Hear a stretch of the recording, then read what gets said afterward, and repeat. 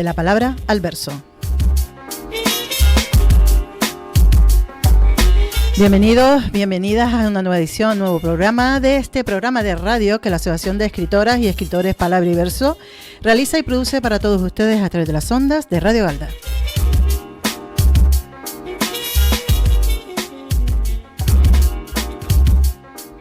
Como saben, hoy es jueves 15 de febrero, ya me estaba adelantando, iba a decir 15 de abril, 15 de febrero. Son las 7:30 de la tarde, un poquito ya pasadas, y este programa que, como saben, realizamos, producimos para todos ustedes a través de la sonda de Radio Galdar. Son 2 horas de literatura hecha radio, de radio hecha literatura, aquí en Radio Galdar.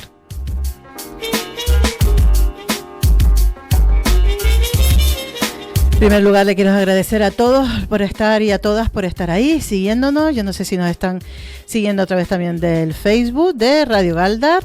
Saludos a todas las personas que nos están siguiendo a través de internet, a través del Facebook de la radio municipal del municipio de Galdar, y también a todas las personas que luego nos seguirán después en redifusión en las radios locales de los municipios amigos de Agaete, Arucas, Teror, Moya y Valsequillo.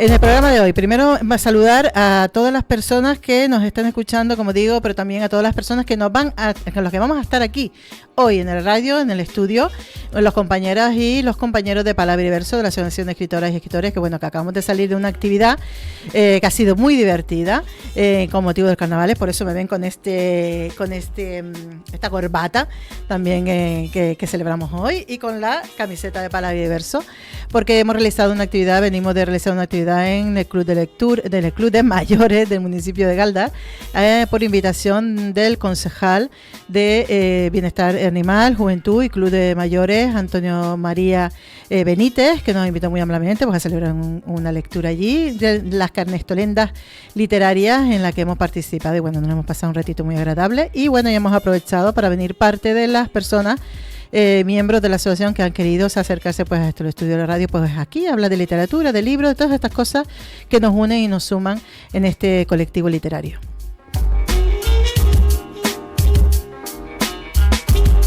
Por supuesto, en primer lugar, dar las gracias a Gilberto Candelaria por hacer posible, nuestro técnico de Radio Galdar, por hacer posible que todas estas cosas funcionen, que se escuche a través de online en Radio Galdar.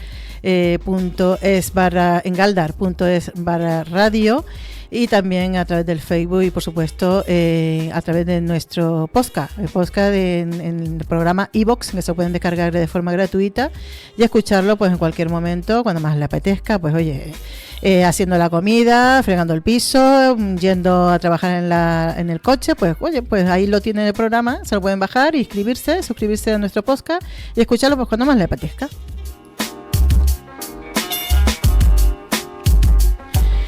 La que les habla, como siempre, Josefa Molina, y luego también tenemos, ¿qué más tenemos? Aparte de contar con las personas miembros de la Asociación de Escritoras y Escritores Palabra y Verso en esta primera parte del programa. Pues en la segunda hora contaremos con el compañero Antonio Arroyo Silva, con quien vamos a hablar de su nueva obra que se va a presentar el próximo 29 de febrero en la Biblioteca Pública del Estado, en la obra titulada Hacia la Luz, Antología Personal 1980-2021, de Antonio Arroyo Silva, editado por Abra Cultural. Y sobre esta obra hablaremos con Antonio.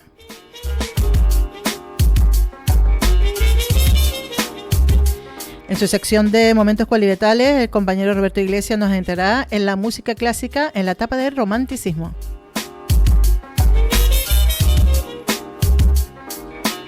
Como saben, si quieren saber algo más, conocer algo más sobre la Asociación de Escritoras y Escritores Palabra y Verso, solo tienen que visitar nuestro blog, palabrayverso.com, acercarse a nuestro Facebook, Palabra y Verso Escritoras y Escritores, o también si quieren escuchar el programa, como les dije antes, pues suscribirse a nuestro podcast y escucharlo cuando más les apetezca. Comencemos.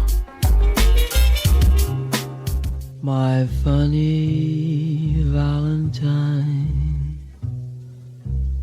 sweet comic Valentine, you make me smile with my heart.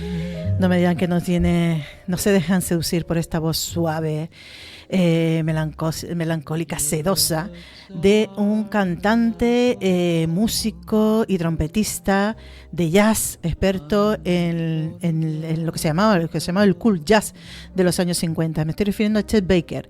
¿Por qué traigo a colación a Chet Baker hoy en el programa? Bueno, pues hace unos días tuve la oportunidad de visitar la maravillosa ciudad de Ámsterdam, en Holanda, y una de las primeras cosas que hice cuando llegué a la ciudad, aparte de ir al hotel y demás, pero una de las primeras cosas que hice, importantes, quiero decir, fue acercarme hasta el hotel donde Chet Baker, trompetista de Oklahoma, que nació en 1929, vivió sus últimas horas de vida. El hotel, donde además hay una placa por fuera que recuerda que el Chet Baker vivió allí en esos momentos, hasta que tomó la fatal decisión de suicidarse tirándose desde el segundo piso de este hotel. Hay una placa allí que lo recuerda, y bueno, me emociona mucho porque me gusta mucho Chet Baker, y me gusta mucho escuchar su música, en concreto este tema, My Funny Valentine, que fue con el que yo conocí a este músico y me enamoré enseguida de esta voz melancólica. My funny Valentine, sweet comic Valentine, you make me smile. Un artículo de Daniel Cecchini, cuando Julio Cortázar escribió su cuento El perseguidor, no caben dudas de que lo hizo disparado por la vida y la muerte de Charlie Parker. Para aventar cualquier equívoco, el relato está dedicado a la memoria de CH.P. y su protagonista es un saxofonista negro y genial consumido por la droga.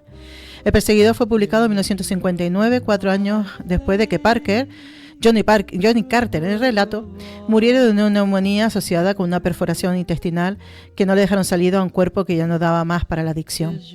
Si el cuento hubiese sido escrito 3 décadas después, algo imposible, puesto que Cortázar ya había fallecido, cambiando el saxofonista negro por el transportista blanco y dedicado a la memoria de CH.B. Cualquier lector amante del jazz no dudaría en identificar al protagonista como Chet Baker. El perseguidor es la historia de la búsqueda desesperada de un tiempo y una música inaccesible para el resto de los mortales, pero sobre todo es la crónica de una caída fatal, que en la vida real fue lenta y progresiva en el caso de Parker, pero también en el caso de Baker. Aunque en el caso del trompetista blanco tuvo un final abrupto, que puede medirse en la distancia que media entre el balcón del segundo piso de un hotel de mala muerte en Ámsterdam y el asfalto contra el que su cuerpo golpeó la noche del 13 de mayo de 1988. Hacía años que Chet Baker venía cayendo hasta que finalmente se estrelló. Había tenido casi todo: recitales a sala llena, discos premiados, protagonismo en el cine, pero ya no le quedaba casi nada. En su cuerpo se encontraron restos de heroína y de cocaína, pero nunca se pudo establecer con seguridad si había caído por accidente o lo empujaron al vacío. Lo que nos queda es su música, su voz y su maestría a la trompeta. Disfrutaremos de ellos durante todo el programa de hoy. Chet Baker. Sweet comic Valentine, you make me smile with my heart.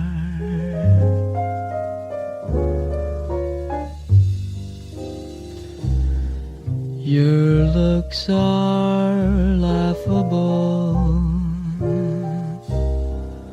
unphotographable,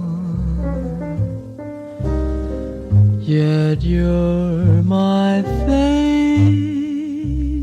work of art.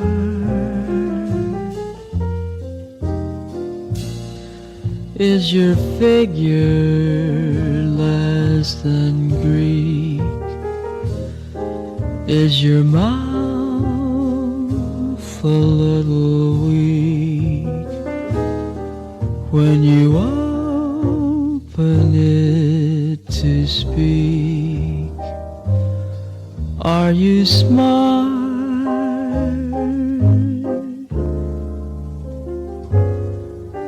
But don't change your hair for me. not if you care for me. Stay, little Valentine, stay.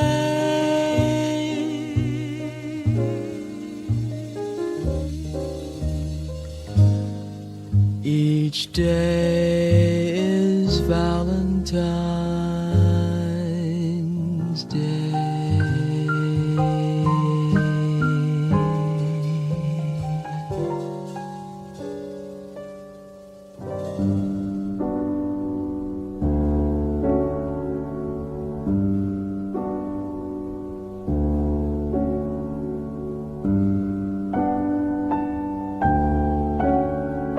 Bueno, como les comentaba, hemos celebrado justo hoy hemos celebrado una actividad, una lectura que hemos hecho de carnestolendas literarias en el Club de Mayores de aquí del municipio de Galdar.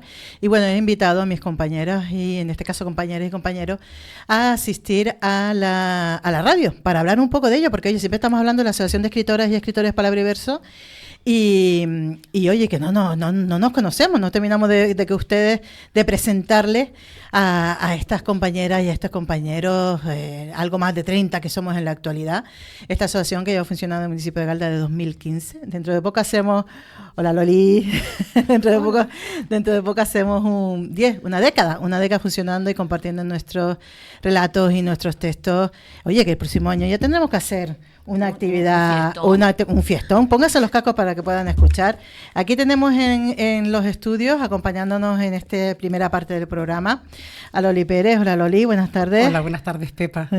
Y a Maruja Salgado, que bueno, Maruja ya ustedes lo conocen. Ya, es más, de aquí ya se ha pasado por los estudios Radio Galda cientos de veces. Cientos de veces. Además tenía un programa. Sí. Un programa que hacía ella. Cuéntanos el programa. Acércate un poquito al micrófono. Sí, lo tuve. De ese programa. Sí. Es que fueron varios. Uh-huh. Empezamos con varias amigas, que se llamó Abriendo el Alma. Y cada una tenía un espacio dentro de ese programa. Uh-huh. Ya después me quedé yo con otro.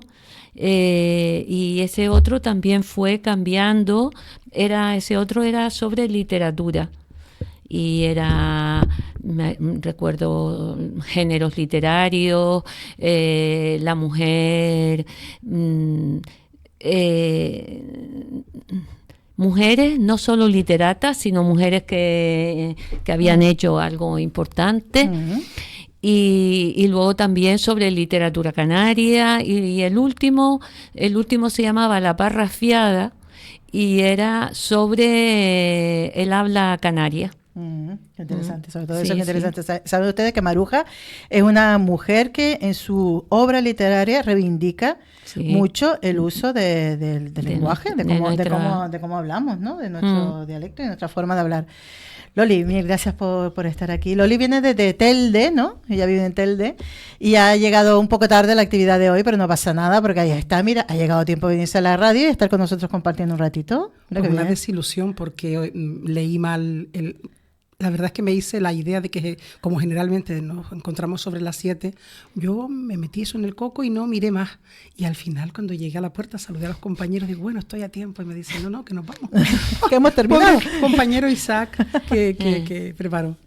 Bueno, pero bien. Sí. Loli, ¿cuánto tiempo llevas tú escribiendo? Pues acabas de publicar recientemente, bueno, el año pasado publicaste tu primer... En abril, justamente, en abril de 2023, hice esa pequeña incursión en el mundo de la literatura a niveles de editar. En realidad, siempre lo digo porque es lo justo. Yo no pensé que tuviera capacidad para publicar nada y lo único que hice, Pepa, fue seguir digamos que la presión familiar de un hijo que me dijo, bueno, ¿y todo eso? ¿Qué vas a hacer con todo eso que vas publicando en las redes? Todo eso que vas con tus compañeros por ahí a recitar, ¿qué vas a hacer con todo eso que lo tienes desperdigado? Y yo le dije, pero si es que eso no tiene calidad literaria ninguna, esos son pequeños ejercicios. Otra amiga, también dentro del mundo de la literatura o por lo menos de publicar y poeta, pues tú tienes cosas bonitas y luego te lo quedas pensando y lo dudas, ¿no? Al final lo hice por recoger, lo digo honestamente, por recoger todo aquello que había ido escribiendo poco a poco. Escribo desde siempre, Pepa. Recuerdo que en la época escolar, que es cuando empiezas realmente a tener contacto con las publicaciones propias, ¿no? de los que hayan escrito, que son las publicaciones clásicas, me enamoraba ver el alcance de las palabras, ¿no? Y tengo una experiencia muy concreta. Recuerdo verme en el patio del colegio, o sea, en las escaleras que conducían al patio. Yo era una niña poco popular, era reservada, ¿quién lo diría, ¿no? De los que me conocen hoy. Y me sentaba a ver el diccionario Palabras Nuevas. Y me acuerdo cuando descubrí gárgola, daga, me parecían palabras preciosas. Y siempre me gustó. Los profesores con los ejercicios propios de la escolaridad, o sea, una redacción, una descripción. Allí descubrí yo, porque veía la cara de mis profesores, que la cosa parece que salía, que les gustaba. Me animaron siempre mucho. Escribí desde siempre, y poesía no, pero llegó un momento en el que... Ya diste el primer paso. Sí. Maruja, a ti ya te lo he preguntado alguna vez, pero bueno, cuéntanoslo para las personas que nos estén escuchando. Sí. ¿Cómo empezaste tú en esto de la literatura? ¿Cuándo te animaste? Porque yo imagino que como todos y todas habrás empezado también en la infancia a escribir y demás, y recopilando. Sí, lo mismo, claro, lo que ella dice, desde siempre. Bueno, a mí quien me enamoró fue Becker. Creo también haberlo dicho alguna vez.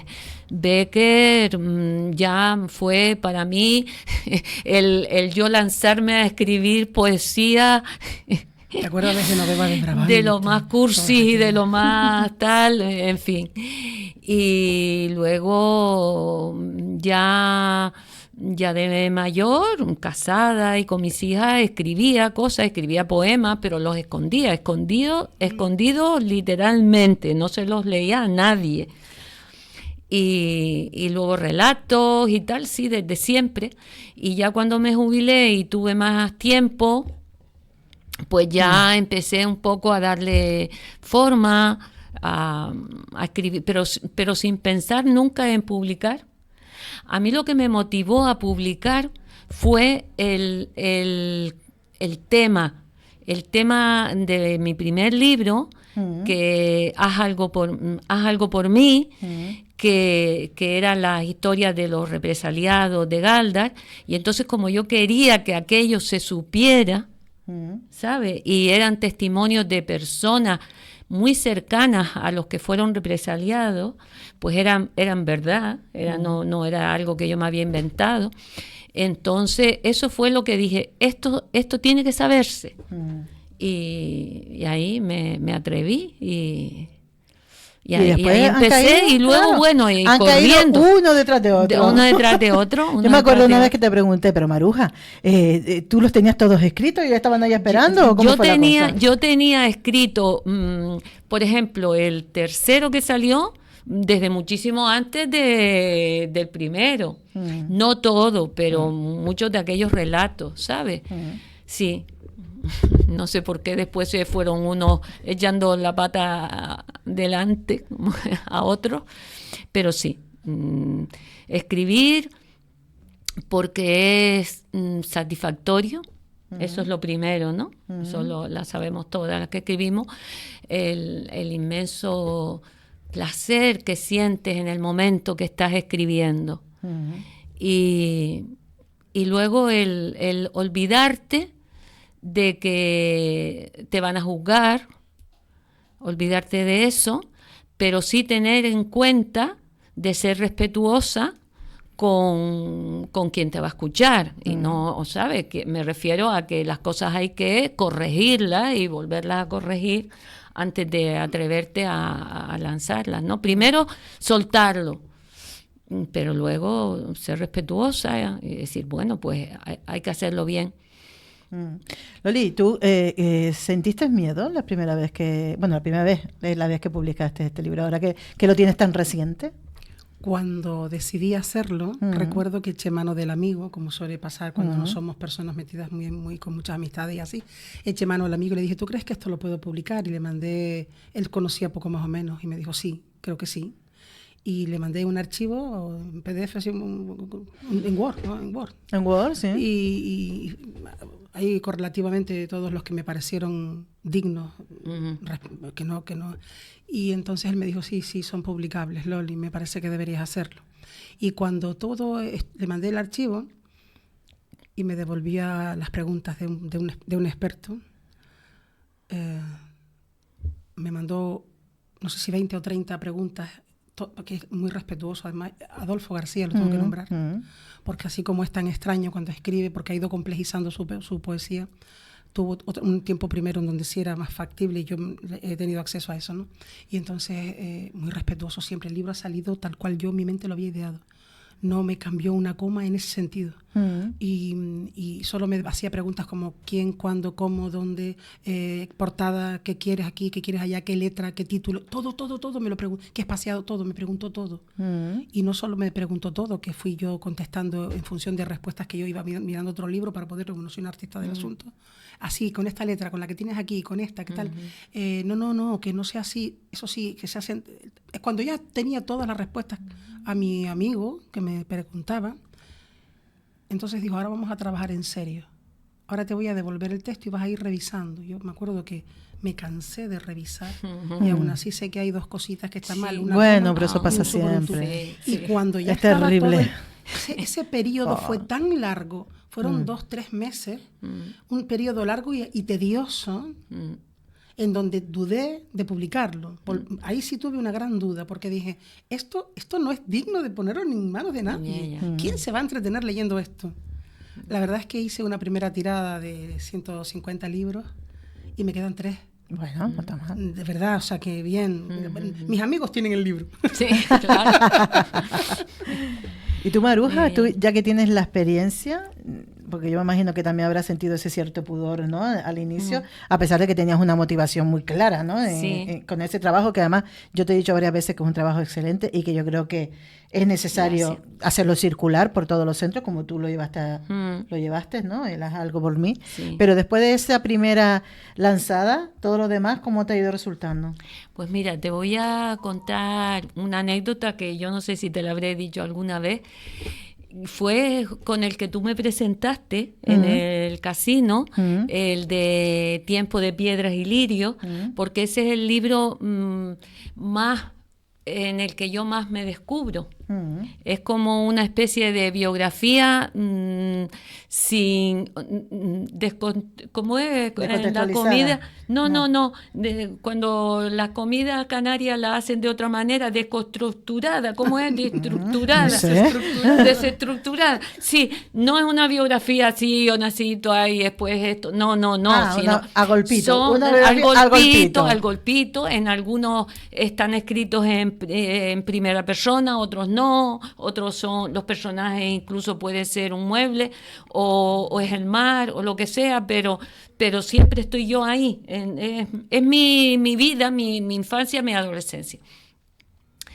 Y yo, mientras lo fui escribiendo, pues no fui consciente, pero cuando en el casino, el día de la presentación, se me ocurre hacer así, levanté la vista y miré al salón lleno y dije, ¡ay! ¿Toda esta gente va a leer esto que yo escribí? Me dio una cosa aquí en el pecho, como un pudor, ¿sabes? Sí. Que no lo había sentido mientras lo escribía. Lo escribía, lo soltaba, estaba escribiéndolo para mí, estaba hablando no sé con quién. Pero en aquel momento fui consciente de que estaba contando mis sentimientos, porque hay muchos sentimientos ahí, y mi vida a la gente, ¿no? Así que sí, se pasa miedo, se pasa el miedo escénico siempre, con cualquier libro, ¿no? Pero ese fue particularmente... tuve que pensar en otra cosa para no coger todos los libros y arrancar de ahí. Imagínate, toda esa gente ahí esperando y tú Sí, te dejo sola, tía. Vengo un momento, ahora vengo. Ahora mismo vengo. Sí. Qué cosas, ¿no? Loli, ¿por qué escribir? Es una necesidad, y ahora lo digo así rotundamente, es una necesidad. Ahora mismo, con la vida ordinaria de familia que llevamos, que es la mía. Yo no estoy trabajando más que en casa, que trabajo mucho. Claro. Tengo en mente, no sé si son 10 o 12 cosas por escribir, relatos. Además, tengo el título pensado para una próxima publicación. Necesito plasmar todo eso porque alguien que sabe más que yo dijo, lo que tú no escribas no lo escribirá nadie. Aunque esté todo inventado, aunque esté todo escrito. Cuando tú escribes sobre una bombilla, esa bombilla cobra vida y esa bombilla no la ha descrito nadie más que tú si lo hace. Aunque otro haya escrito sobre una bombilla. Sí, pero es tu forma de escribir. Esto es un recurso que utilizó un animador de grupo en una ocasión y tiene toda la razón, lo comprendo. Y hoy les voy a contar un secreto. Hay un juego de café enfrente de mí cada vez que yo escribo. Es un juego de café precioso de color verde, como una cerámica, con una orilla dorada, un borde dorado, con su tetera, con su azucarero y su teterita chica, su lecherita, que está esperando que yo escriba sobre él, el juego de café. Porque es el juego de café que he heredado de mi madre.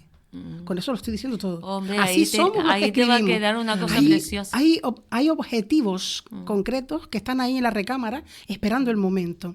Está el juego de café y están otras cosas, pero eso lo digo como hay un título guardado en mi mente, que espero que nadie lo saque primero, no lo he registrado, que espera estar ahí, porque es una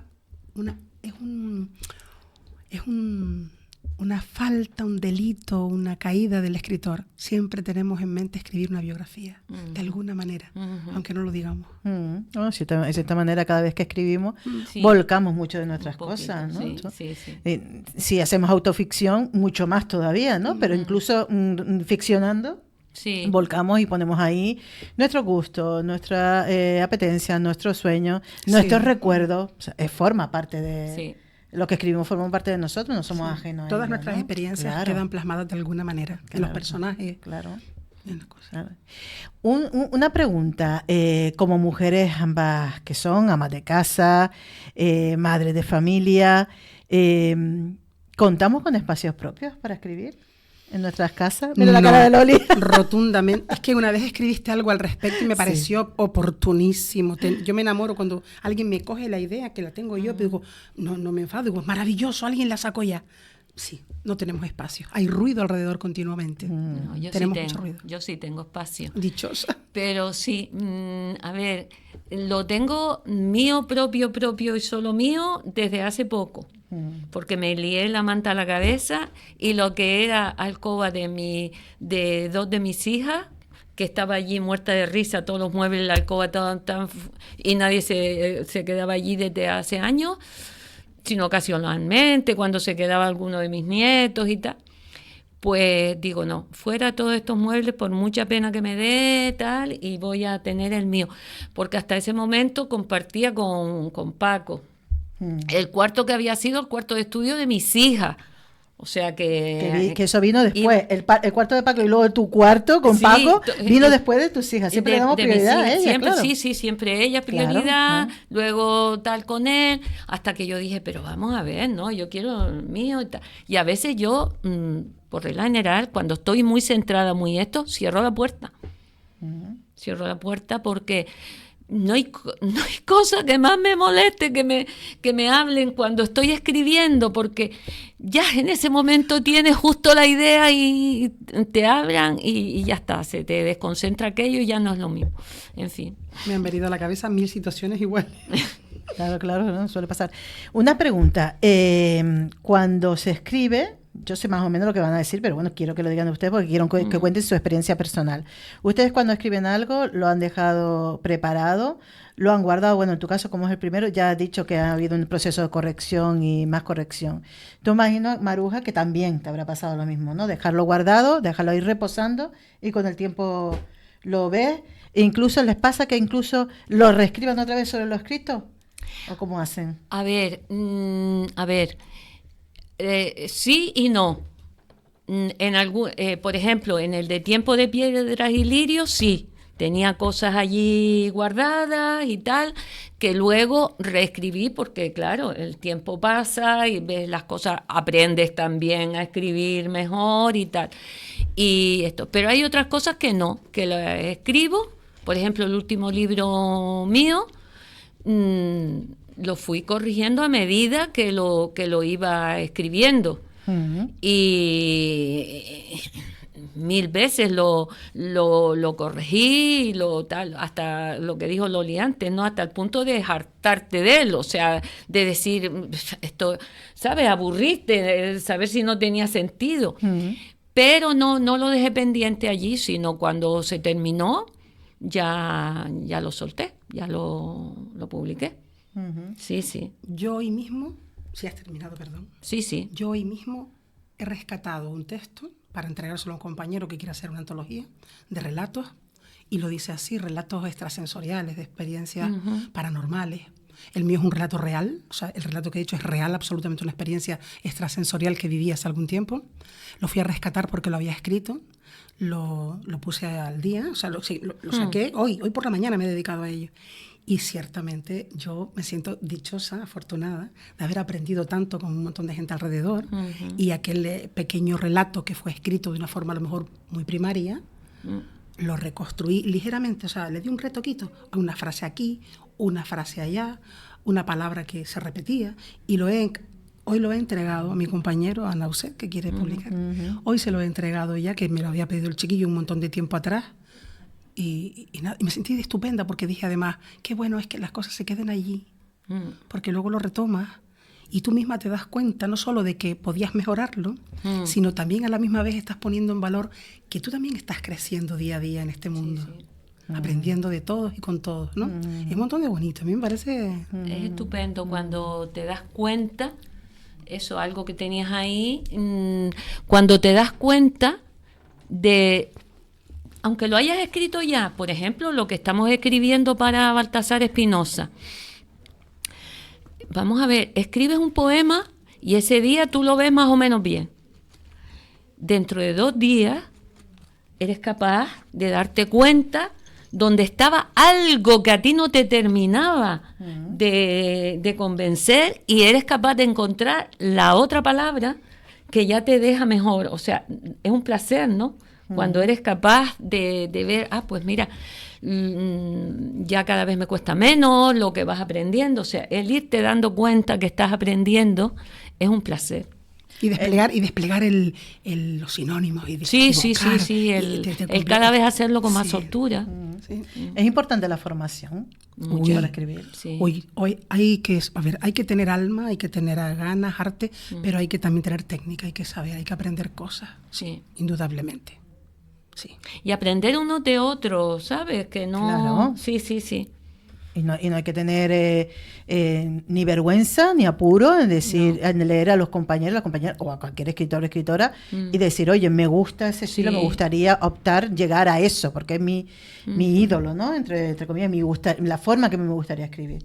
Porque uno, yendo hacia ese camino, termina encontrando su camino personal. Pero es que no hace falta ni siquiera que pienses en eso, sino solo con leerlos y escucharlos, eso se te va quedando de alguna manera, forma parte también de lo que tienes tú ahí para tú verter, ¿no? O sea, inconscientemente se te queda. Sí, claro que sí. Leer hay que leer, está claro. Quizás de las cosas con las que más se aprende, aunque no vayas a talleres. Conozco todo tipo de personas que piensan, unos no hacen falta talleres para aprender, otros dicen que sí. Yo creo que por lo menos leyendo mucho. Esa parte no se puede negar, hay que leer. Si no lees, no tienes la habilidad, es que es lo que tú dices, inconscientemente, en el subconsciente se queda todo lo aprendido. Claro. Corrige faltas de ortografía leyendo, corrige lo de las comas, que para el mí siempre ha sido... vocabulario se amplía. El vocabulario es algo, claro, sin duda. ¿Qué proyectos tienen? Cuéntame las dos antes de despedirla para que pasen las dos. Yo yo me desnudé. El juego de café, tengo que escribirlo sobre ese juego de café y tengo que darle cumplimiento a esa publicación que está ahí en el corazoncito guardada, que igual no lo llego a hacer, pero no quiero decir muchas cosas. Pero bueno, estás trabajando ya en algo. Es en el estilo epistolar. Ah, qué bonito. Ya, qué bonito. Sí. ¿Tu, Maruja? Pues yo tengo 2 proyectos a medias, que creo que también te los he contado. Uno es sobre Abenchara, la última reina de Galdar, que me está costando mucho trabajo porque hay muy poco sobre ella. Estoy ahí investigando, buscando para acá y para allá. y estoy tratando de hacer algo a ver si sale. Y el otro es también, son relatos encadenados sobre anécdotas de adolescencia con mi queridísima amiga íntima, Nena Monzón, que murió hace, pues ya no sé ni cuántos años, porque yo los años ya no los cuento, ¿saben? Yo creo que no los he contado nunca, pero no los cuento porque no los sé contar, no sé calcular. Entonces a cada rato me la recuerdo, ¿no? Y cuando estamos entre amigos y tal, digo, bueno, y con Nena esto y tal. Y un día me di cuenta, digo, chache, voy a escribir algo que se llame Mis andanzas con Nena, porque es que son un montón. O sea, bueno. lo que quiero hacerlo de tal manera que no resulte pesado ni triste. Pesado ni tal, sino que resulte que esté escrito de forma original, y ahí estoy dándole vuelta. Bueno, es verdad, dejándolo allí, luego retomándolo y escribiéndolo de otra manera, ver, en fin, ahí estoy en eso, sí. Bueno. Pues Loli Pérez, Maruja Salgado, mil gracias por estar con nosotros, miembras las dos de la Asociación de Escritoras y Escritores Palabra y Verso. Y Sí. bueno, un placer, ya sabe que esta es la casa de ustedes también. Así Para que, nosotras. Gracias, Pepa. Ahora, Gracias. Gilberto nos pone un temita de Chebeque y entramos con las otras dos compañeras otra vez. Vale.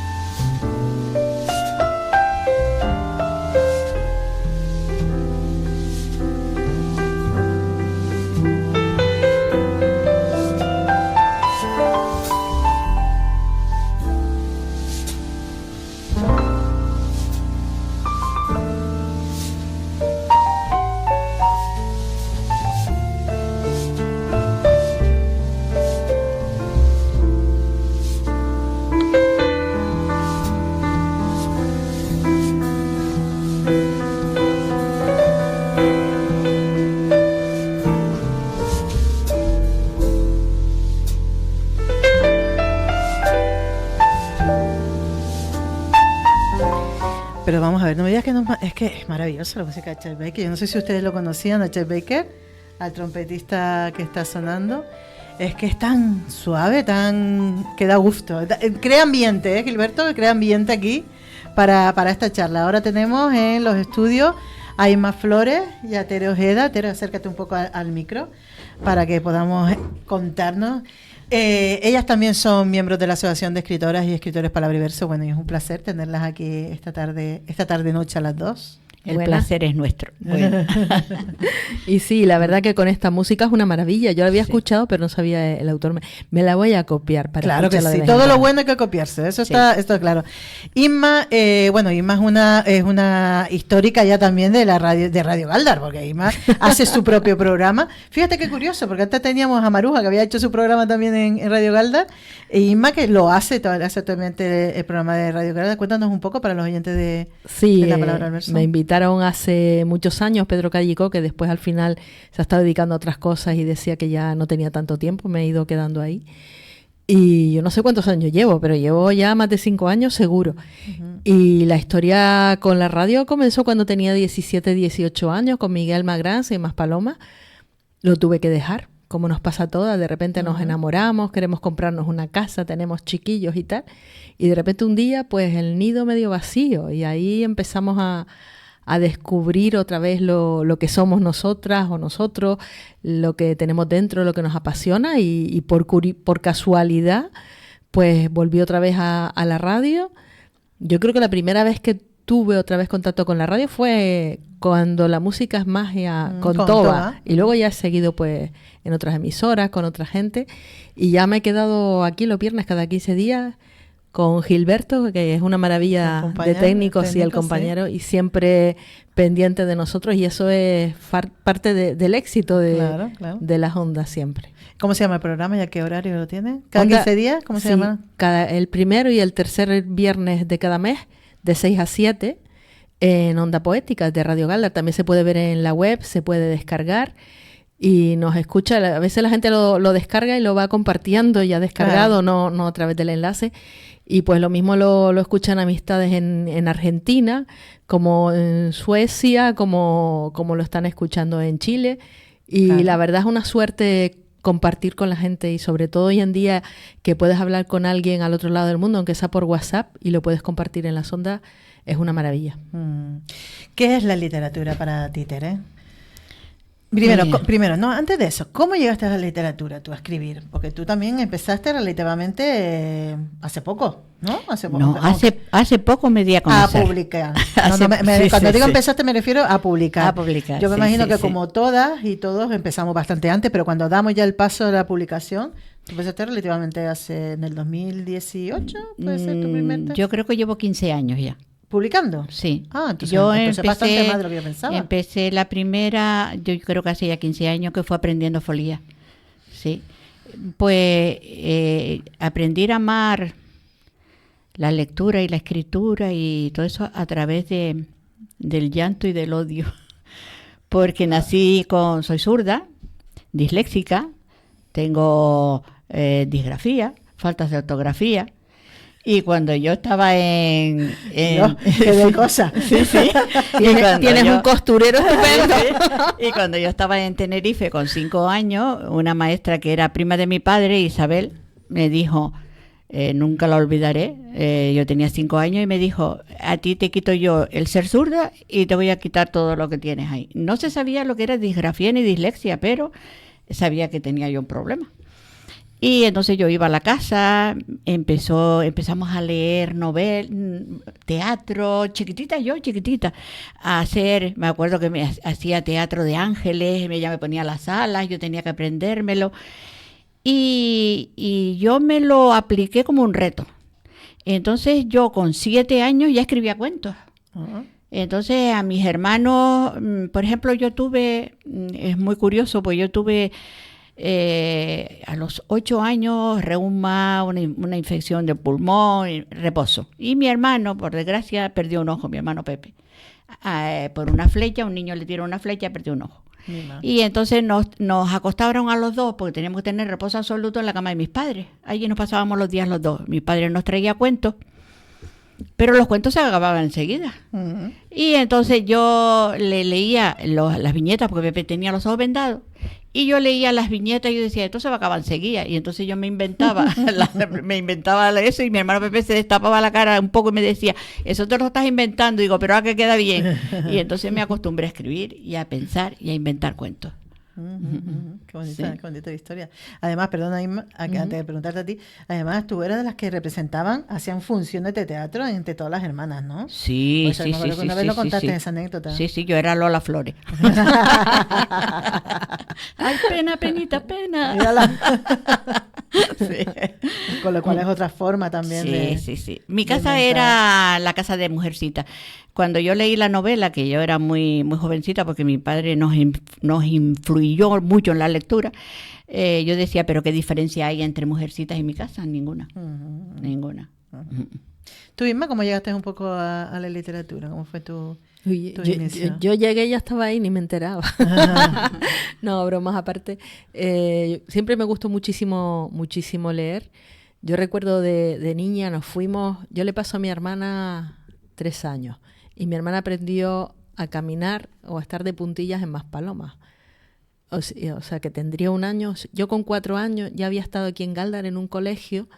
Me suena Doña Merceditas y me suena un escalón muy alto y los cuadernos esos que nos hacía escribir. De hecho, yo estuve muchos años, 1 año adelantada, hasta que en clase, o sea, como nací el 2 de enero, yo era la más chica de la clase, tenía que haber estado con el curso siguiente, porque es una tontería, ¿lo ves? Y siempre en ese aspecto mis padres se preocuparon mucho de que aprendiera, me gustaba mucho leer. Y luego en Maspalomas salía a la hora del recreo, que teníamos ahí el mercadillo, a hablar con Benearo para que él me fuera recomendando pues los primeros libros, las obras de teatro y demás. Y luego ya empecé a conocer la poesía y ahí ya me enganché, y con Jalil Gibran Jabri, con mucha gente de eso que nos gustaba, las tarjetitas que habían antes, que leías las frases y demás, y te vas enganchando de alguna forma. Y de repente escribir, pues empecé jovencilla escribiendo esas cartas de amor que echas de menos con H, y luego, por la falta de eso que no sabes, y luego ya un día por curiosidad estaba en Pachucha, ya mayor, hubo un gripazo y vi un concurso en el Facebook, se me ocurrió participar y ahí me llevé el primero y el tercer premio. Entonces dije, bueno, pues a lo mejor no se me da tan mal, esto es divertido. Pero antes de eso, el año anterior, con Trueba, porque ya también estudié mayor, yo muchas cosas ya la hice mayor, estudiando en relaciones laborales, el profesor de psicología nos hacía escribir unos supuestos, unas historias. Entonces nos daba unos perfiles pues en el trabajo con determinadas cosas, y con ese perfil nosotros contábamos historias. Y entonces ahí yo creo que me enganché. Luego sucedió esa gripe, ese concurso, y uno de ellos lo promocioné, quedó el primero, el otro que no promocioné nada, quedó el tercero. La gente decía, parece un hecho real. Era un hecho real, bastante real, desafortunadamente, pero todas esas cosas buenas que nos pasan, porque perdiendo también se gana, hace que en un determinado momento pues puedas escribir y seas capaz de sentir, y si logras transmitir eso, pues fantástico. Como logra aquí nuestra compi, que vamos, es una maravilla escribiendo novelas, y la admiro muchísimo. Gracias. Ahora que acabas de hablar de esas cosas buenas y esas cosas malas que nos pasan, ¿qué nos inspira más? ¿Lo desafortunado o la vivencia desafortunadas que hemos tenido? ¿O nos inspira más contar nuestras alegrías? A ustedes, en el caso de las dos, ¿qué les inspira más? En mi caso, los escritos, yo me acostumbré, yo no soy muy dada a hablar con la gente, no, pocas amigas, y mis intimidades son mías. Y entonces me di cuenta que mi mejor amigo era el lápiz. Y entonces yo escribía y contaba mis penas, y eso fue lo que me hizo también escritora.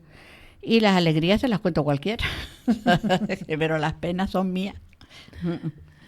A mí me gusta inmiscuirme un poquito en todo. Ha habido momentos muy, muy duros, pero no solo vividos por mí, vividos por ti, por la otra persona que está al lado, por tu compañero de colegio, de trabajo, lo que sea. Y todas esas cosas que también te afecta porque suceden a tu alrededor y son cosas que puedes ver injustas, pues está bien escribirla, pero siempre desde el punto de vista positivo. Alguna amiga me ha dicho, dice, lo que me gusta de ti es que escribes a lo mejor una historia triste y luego terminas en plan positivo. Buscas una solución, porque realmente eso fue ayer. Hoy estamos aquí, que es maravilloso poder estar aquí, haber estado como hemos estado esta tarde, pues mayores, acompañando a un grupo de personas mayores y divirtiéndonos allí con los relatos de carnaval. Y mañana está por venir. Entonces este mañana lo estamos creando. A mí me dijo precisamente aquí en Radio Galdar, Lourdes, haciéndome la entrevista supongo que me llamo Abril, me dijo, ay Teresa, es que la novela es muy triste. Digo, la novela, pero yo no soy triste. Digo, que tiene que ver la novela conmigo. Y nunca es triste, la verdad, lo que no tiene es remedio. Pero las cosas tristes dan más juego. La alegría, te pasas el rato riéndote y no necesitas escribir. La tristeza tienes que explayarte, ¿por qué estoy triste? Y hacerte preguntas, ¿para qué me sirve esto? Y la alegría, pues sí. Yo, ¿sabes qué pasa? Soy bailarina y cantarina. Me paso la vida bailando y cantando. Me sé miles de canciones y yo creo que por eso me gusta también la literatura, porque yo me pasé la vida copiando letras de canciones. Y entonces eso me ayudó a quitar la falta de ortografía, me ayudó a saber escribir, pero no me digas que las letras de las canciones de mi época no eran preciosas. Y las de mi madre. Claro que lo son. Sí. Nos inspira también las canciones, nos inspira... ¿De dónde sacan ustedes la inspiración? ¿De los momentos vividos? ¿De los momentos vividos de otras personas? ¿De las historias que les cuentan? O sea, por ejemplo, ¿tú quieres hacer un relato, Isma? Sí. Oye, por cierto, ¿tú quieres hacer un relato erótico? Que a ti se te da mucho el tema erótico también. ¿En qué te basas? ¿En tu experiencia personal? ¡Qué mala! Calla, que me empieza a sonar el teléfono. No, mira, la verdad, el primer relato erótico que escribí, voy a hacer una confesión aquí. Mira, se me está poniendo la piel de gallina. Bien. A mí me sucedió una historia muy triste con 18 años.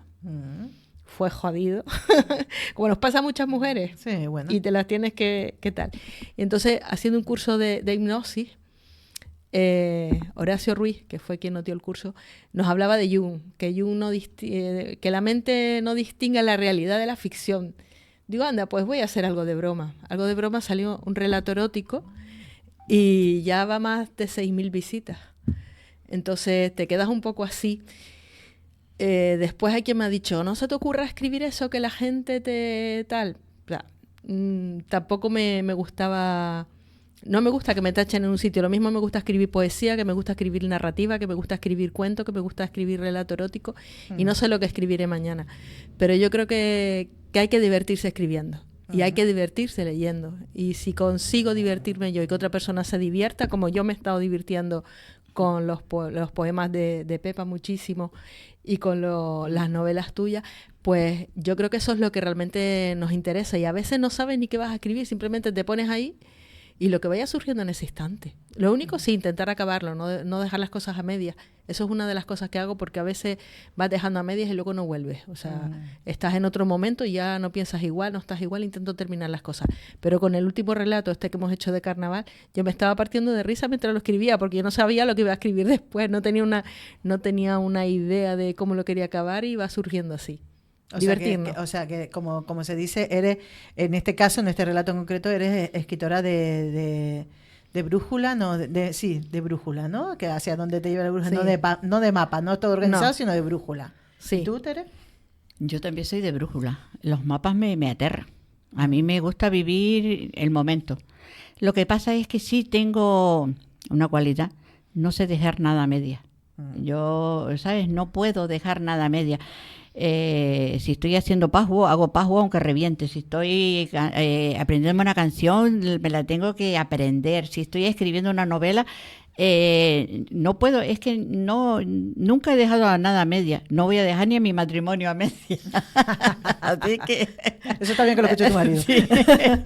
Entonces, sí, esa es mi mayor cualidad. Y cuando me ponen un reto, me envalentono.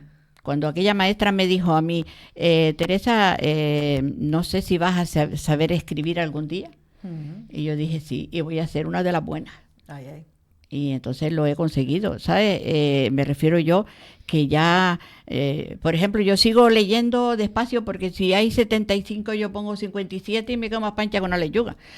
Pero ya tengo mi mente cuando estoy sentada en el ordenador y busco las frases y las escribo despacio y se me escapan muy pocas faltas de ortografía y cuando la llevo a corrección, además a mí me animó mucho Plácido Echeca, porque cuando yo llegué con mi primera novela así en serio, que fue Elvira de la Garza, yo le dije, digo, profe, porque él fue mi profesor durante casi un año de taller, y yo le dije, digo, ¿pero qué hago con mi falta de ortografía? Y dice, ay, mi niña, las faltas de ortografía son cosas mías porque yo soy incapaz de escribir lo que tú escribes.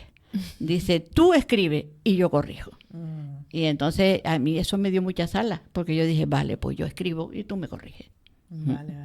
¿Le da miedo? Antes hablabas, Inma, que alguien te decía, no publiques esto porque van a pensar, no sé, ¿le han dado miedo alguna vez a ustedes publicar algo y que le digan, ¿cómo te atreves o cómo te has atrevido a publicar algo así? O no sé. Yo la frase que utilizo es, cualquier parecido con la realidad es pura ficción.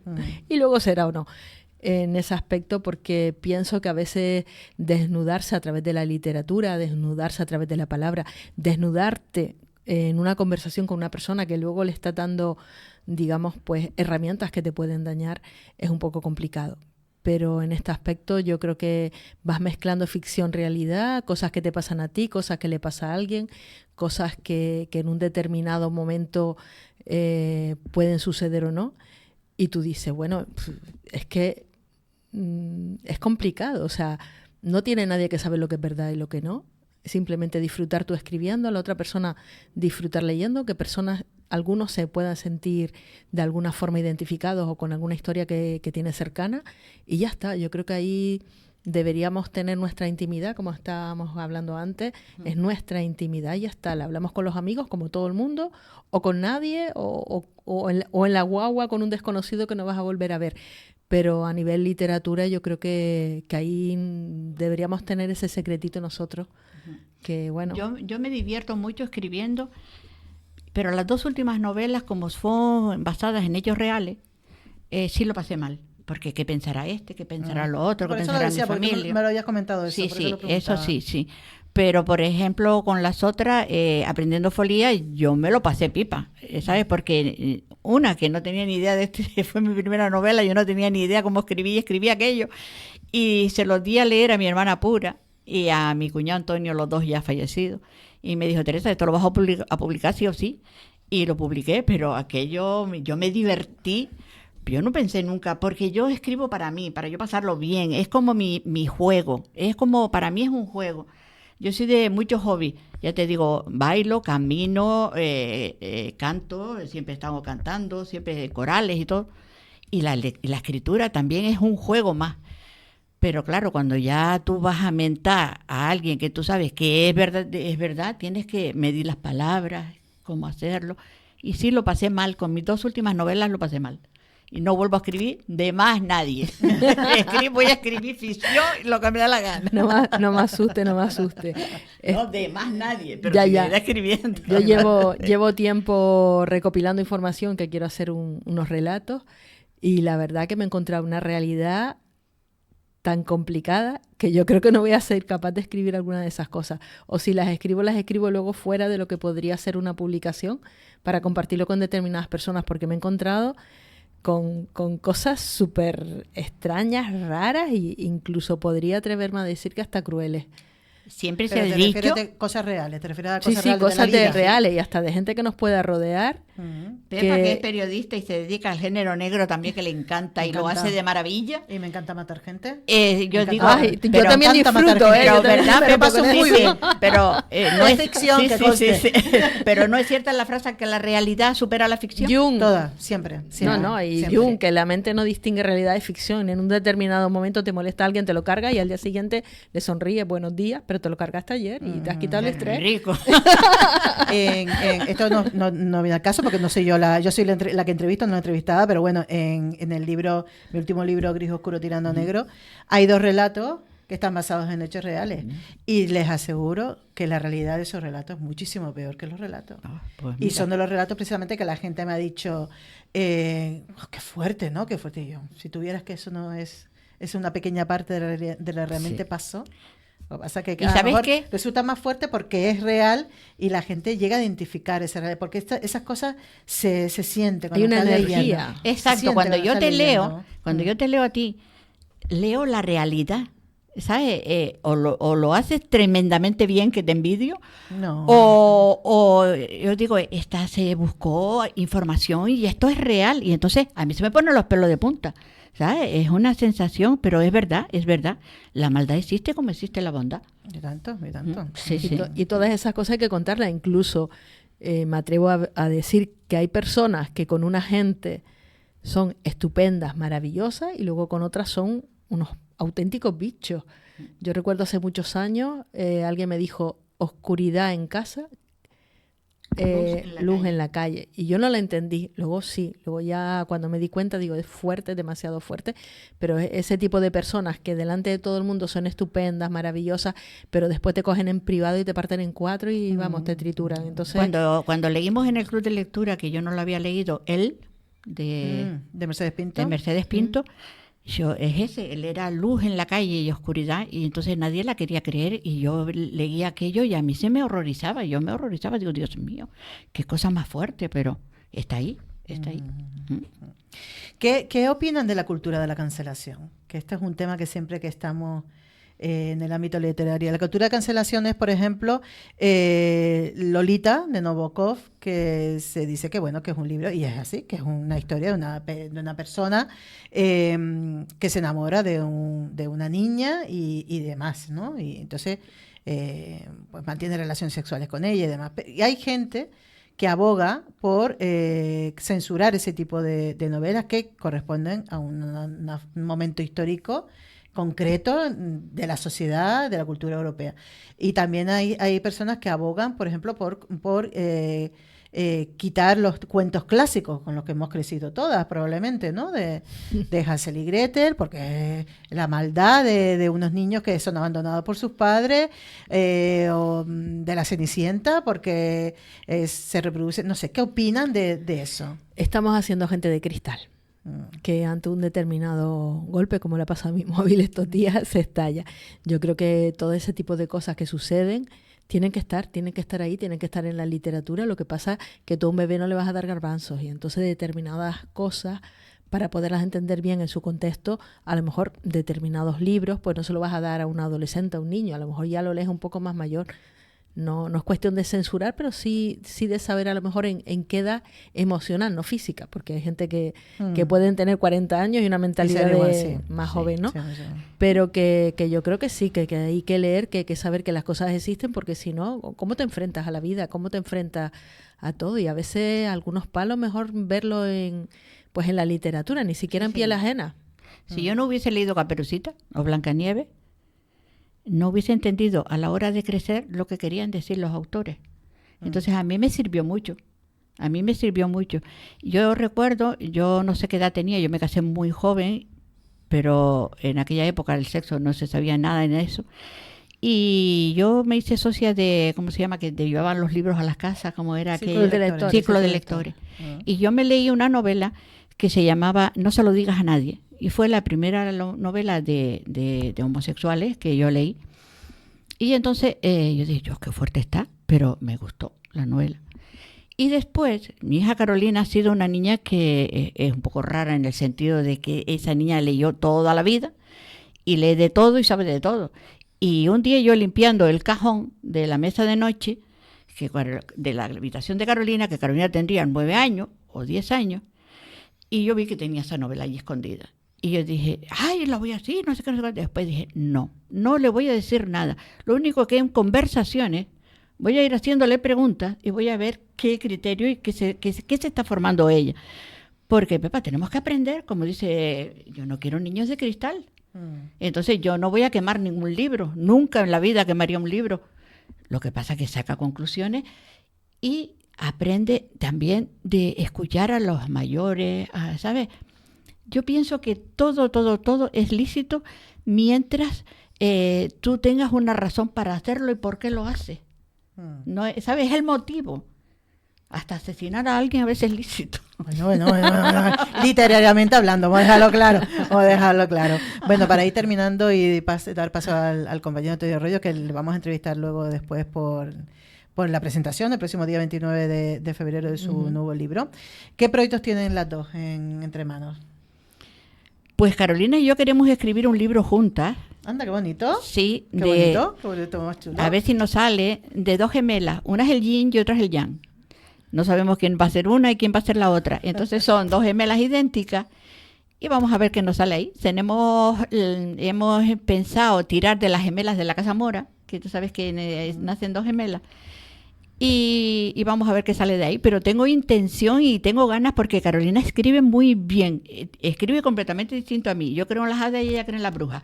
Pero nos complementamos tanto que va a salir ahí va a salir algo. No, es que el proyecto más bonito. Me gusta ese proyecto. Sí, qué bueno. Mira, yo tenía proyectos antes de la pandemia, como bien sabes, enfermé y yo no sé qué ha pasado estos años con mi vida. He vivido mucho. Y también he estado mucho tiempo dándole muchas vueltas a todo, pero esos libros, esos proyectos que tenía no han salido. Uno era sobre relatos, historias, digamos un poco para espabilarnos. Tenía un jefe hace muchos años, Paco González, le decía al diccionario espabilaburros. Pues yo quería un espabilamentes, ¿no? Para que te des cuenta, pues con determinadas historias más actuales, pues un poco como que te plantearas lo que te podría suceder o no suceder o cómo llega. Y entonces está ahí, está media, y después quería hacer algo relacionado pues con mi familia, con cosas así, pero de cosas, y se ha quedado en el saco, pero está ahí. Y luego ya de hace un año, no, menos para acá, se me ocurrió una idea investigando, o sea, fue una cosa casual que me dijo mi hija: no estés tan aburrida, métete aquí, métete a mirar esto. Y entonces empezaron a surgir cosas y al final entró la mente ahí. Yo a lo mejor podía haber estudiado periodismo, podía haber estudiado psicología, tantas cosas que me apasionan, ¿no? Y entró la mente ahí a investigar ese tipo de cosas. Ha sido fantástico todo lo que me he encontrado. Ha sido alucinante. Me he visto a lo mejor con unas amigas hablando de una situación y quedarnos las tres, pero mira... yo creo que si consigo hacer lo que yo quiero hacer va a ser interesante. Y ese día nos vamos a reír mucho aquí. Bueno, pues muy bien, pues ya está. Deseando. Sí, y ya quedan las dos invitadas para cuando tengan sus próximos proyectos ya publicados y en papel para darlo a conocer aquí en este programa de La Palabra del Verso. Teresa Ojeda y Maflor, mil gracias por acompañarnos. Gracias por a ti. estar aquí Gracias a ti. en este programa, que es el programa de ustedes también, porque este es el programa de la Asociación de Escritoras y Escritores. Un día nos vas a permitir que estemos, pero preguntándote a ti. Bueno, llegará un momento también, llegará un momento. Inma, Teresa, muchas gracias. Gracias. Un abrazo.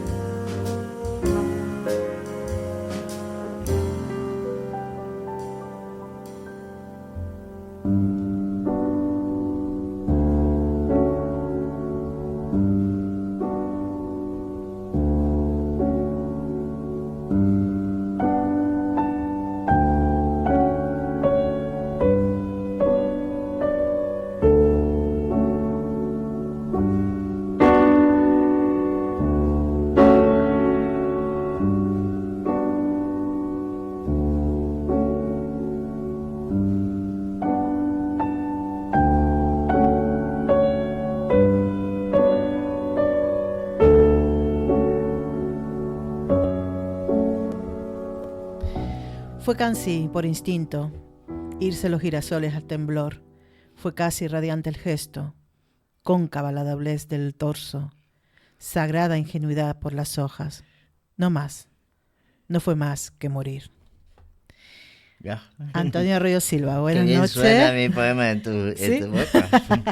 Eso suele pasar, ¿no? Sí, a mí me encanta que me lean. Cuando escuchas a los demás recitar algo tuyo, dices, eso lo he escrito yo. Sí. ¿Te pasa esto, Antonio, después de tantos libros y tantos poemarios que tienes publicados? Porque es que cuando uno publica, es como si el libro ya no fuera mío. De alguna manera ya pertenece a los lectores. Uh-huh. Y así son los leyentes, pues con más razón. Claro, por eso me suena a mí también. A mí ya no me gusta escucharme. Uh-huh. No me gusta ver una grabación, no me gusta después escucharme yo. Escucho a los demás, pero a mí no. Ya. Bueno, sí, a veces sí. Estoy hablando hoy, como ven, ha sido un programa de lo más, o como ven, o como escuchan, si nos están viendo a través de Facebook, pues saludos a todos y a todas las que nos están escuchando a través de Facebook, y si nos escuchan después a través de online, a través de galdar.es/radio, o luego en el podcast de La Palabra al Verso de Radio Galdar. Como ven y como escuchan, hoy está haciendo un programa de lo más raro, que nuestro programa no es el habitual programa, no tenemos la estructura habitual, sino que nos hemos saltado un poco toda la estructura. Y entonces hoy, en la sesión de Antonio Arroyo Silva, que se entrevistaría a un poeta, en sus poetas de hoy, pues me toca a mí entrevistarla a él, porque va a presentar este próximo 29 de febrero en la Biblioteca Pública del Estado este libro, Hacia la Luz. Voy a enseñárselo para que lo vean todas las personas que estén siguiendo a través del Facebook. Hacia la Luz, antología personal de 1980-2021, editado por Abra Cultural, que es una asociación de compañeros, escritoras y escritores de la isla de La Palma y que también editan libros. Antonio, ¿por qué una antología ahora? Me parece, no sé si a Pepe Junco le hiciste la misma pregunta, pero es una casualidad. Somos dos personas que, aunque escribamos diferente, siempre estamos en una onda. Y yo cuando se lo dije a Pepe, él me sugirió el título. Cuando se lo dije a Pepe Junco, me dijo, ay, pues yo también estoy haciéndola. Lo que pasa es que yo a la inversa, y tú, claro, tuviste que hacerlo de esa manera. Claro. Entonces, ¿por qué una antología? Yo que necesitaba ver esa trayectoria y rescatar algunas cosas que se habían quedado atrás, sobre todo las de 1980 y cosas así, que se fueron quedando atrás, se quedaron relegadas no a libros, sino se quedaron relegadas a los periódicos. Porque fueron publicaciones hechas en periódicos. Sí, me las publicó Sánchez Robaina mucho antes de que se fundara la revista Sintaxis, en una página que tenía en el periódico, en los periódicos de Tenerife. Ajá. ¿Cómo hiciste la selección de estos poemas? Porque hay que decir que la obra, que se presenta, como digo, el 29, pues tiene... Como 20 libros. Sí, son como casi 300 páginas. ¿Cómo hiciste la selección de estos poemarios? De los poemas de cada uno de estos poemarios. No, primero, la cuestión fue que en un blog, una página de una especie de afinidades electivas de allá de Argentina, me pidieron 25 poemas, ¿no? Entonces a mí se me ocurrió hacer una selección de todo lo que había escrito hasta entonces, es decir, hasta 2015. Y en esa selección que yo hice, me basé hasta casi los últimos libros, más o menos. Pero también me habían hecho una antología bilingüe en Rumanía, que se titulaba Subirse a la luz, ¿no?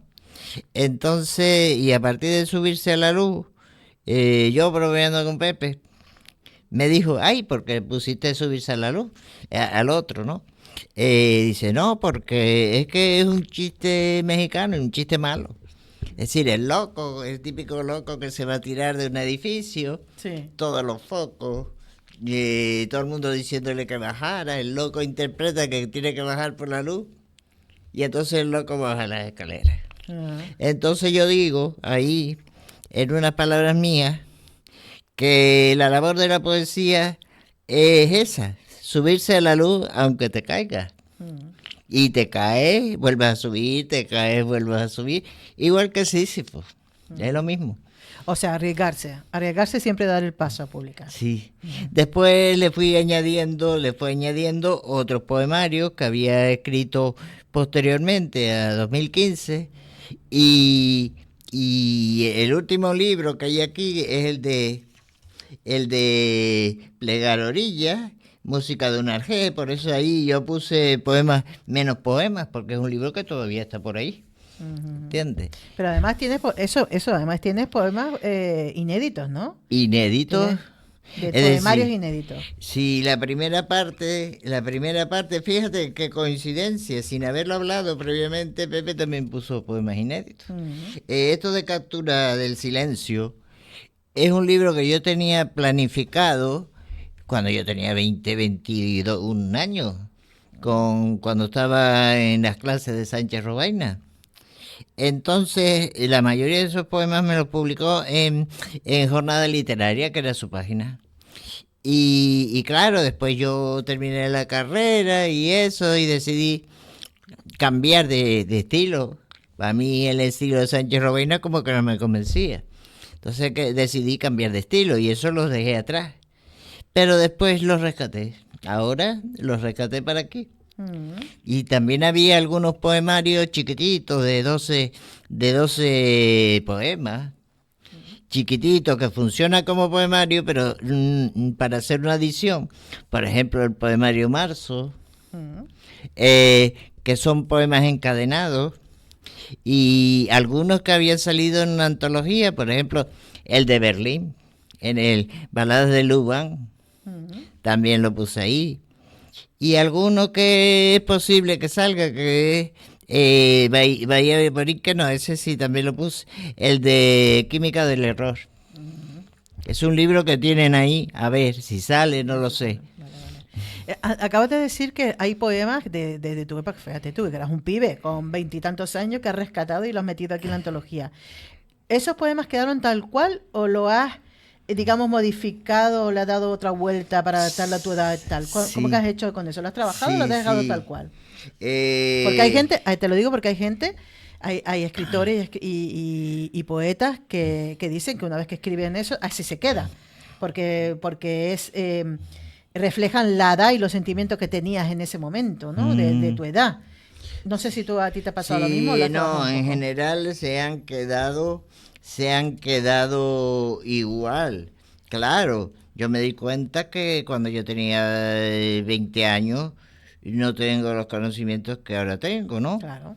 Entonces sí, ortográficamente, en cuanto a palabras, etcétera. Incluso llegué a corregir una especie de autocensura. Sí, cuando aquí dice, por ejemplo, en el primer libro que realmente publiqué, que es Esquina Paradise, Esquina Paradise, que dice, a ver si lo encuentro, sí, está por aquí, Esquina Paradise, donde dice, a ver, que hablo de la luna pederasta. Aquí habla de la luna pederasta. A mí eso de pederasta con el tema de las ideas y todo eso me sonaba a pederasta de verdad. Entonces puse la luna del armario, pero claro, la luna del armario aquí no tiene nada que ver con lo que quiero decir. Sí, entonces ahora rescaté lo de la luna pederasta, porque estoy hablando de una cosa que no tiene que ver con la pederastia, ¿sabes? Vale. Antonio, ¿qué ha significado para ti en tu vida personal y en tu vida como poeta Olga Rivera Jordán y Jorge Rodríguez Padrón? Va. Mira, Olga Rivera Jordán. Yo recuerdo que el primer año que estaba allí, uno estaba cansado ya de los rollos que te pegaban en las aulas, y a los 20 años cualquier cosa puede ser un rollo, ¿no? 20 no, 21. Mi amigo Juan Carlos Romano, que a veces hablo de él aquí, me dijo, mira, aquí hay una señora en el Ateneo que está dando unas charlas que son muy, muy, muy interesantes. Entonces nos metimos en esas charlas de Olga, pero al final Olga, que tenía su carácter también, dijo, no voy a hacer esto nomás porque esto, porque lo otro. Pero mira, tú y tú, vengan a casa.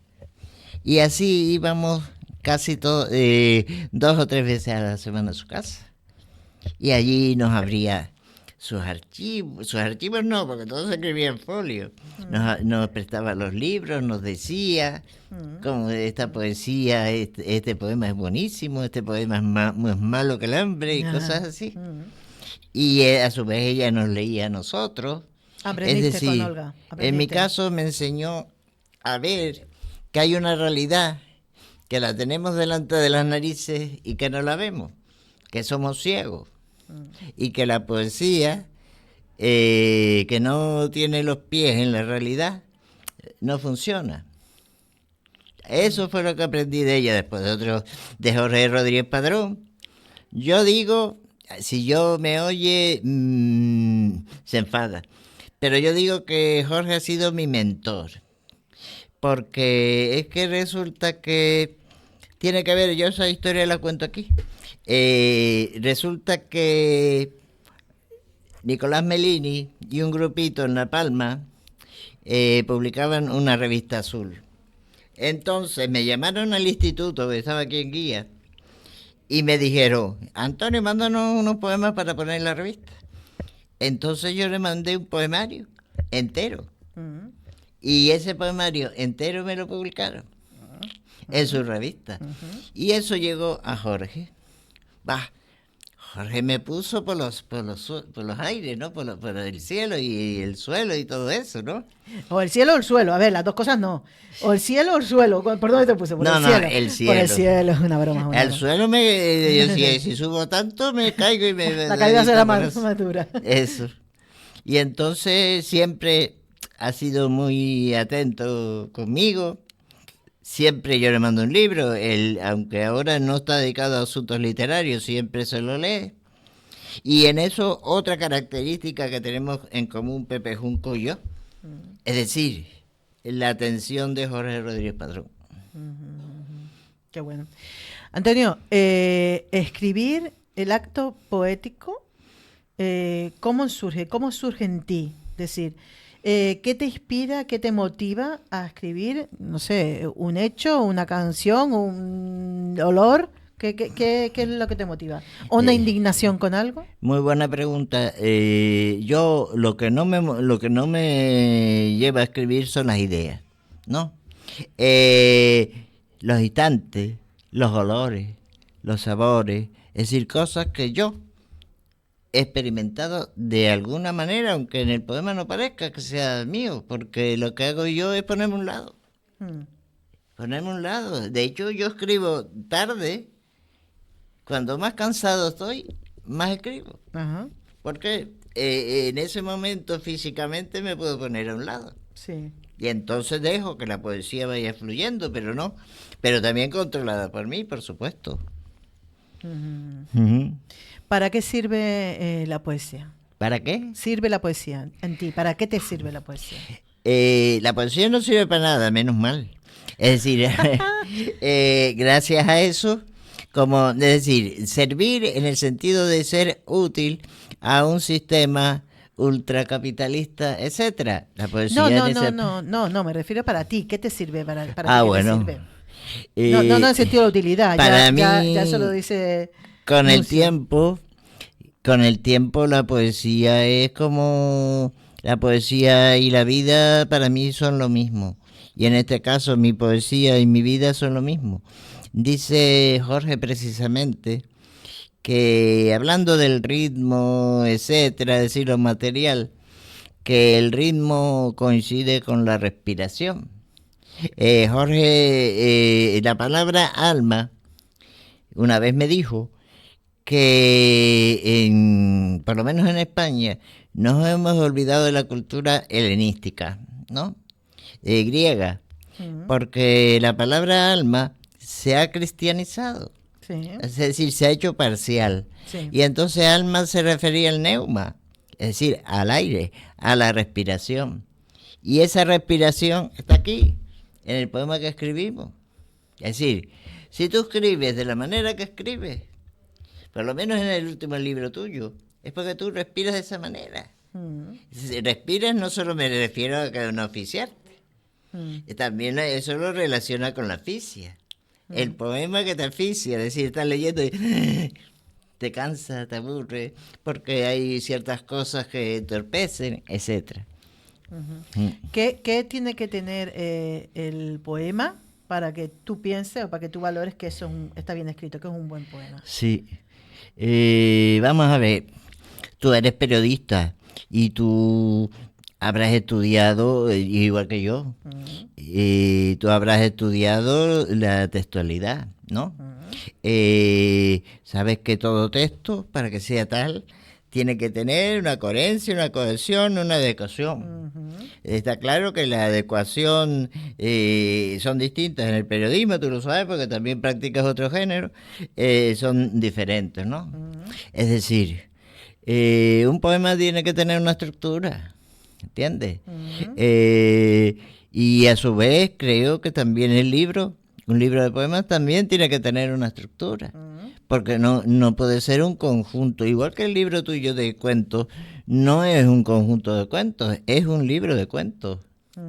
¿Por qué? Porque tiene una estructura, está clarísima. Y no hay que buscarla, está. Entonces el poema tiene que tener una estructura. También dice Jorge que la semántica del texto es la sintaxis. Eso lo ha entendido muy poca gente. Y eso quiere decir que el texto, es decir, el verso, es como un hilo. Y el poeta va tirando de ese hilo, sin importarle de momento que ese total no se entienda, sino que el poema tenga una lógica interna. ¿Entiendes? Por eso yo creo que hay intento de vulgarización de la poesía, y no estoy hablando de nadie, no estoy criticando a nadie, pero yo veo ese intento de vulgarización de la poesía, entenderla como algo que no significa nada más que lo que está ahí. Es decir, aquí ya no es la palabra, aquí es más allá de la palabra, aquí ya intervienen las imágenes, interviene la respiración, interviene el tono, interviene el ritmo, todo en uno. Entonces no puedo simplificarla, y eso es lo que yo veo, cuando leo un poema, independiente de los míos, es decir, los míos y los que me dan a leer. Entonces yo Si me preguntan, le digo, mira, este poema te falla esto y lo otro.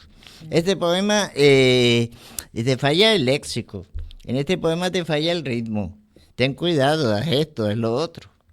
Yo intento ayudar. Claro, si me preguntan, si no me preguntan y lo digo, no veas, ya sabemos lo que pasa. Antonio, ¿escribes el poema? Cuando tú escribes tus poemas, ¿los escribes y los dejas asentar o los escribes y ya así como queden? Porque hay distintas formas de crear poesía también, Sí, ¿no? sí, Y hay diferentes personas que defienden diferentes formas de hacerlo también. Yo no solo escribo un poema, yo escribo libros y los dejo ahí durmiendo, como dice Puri.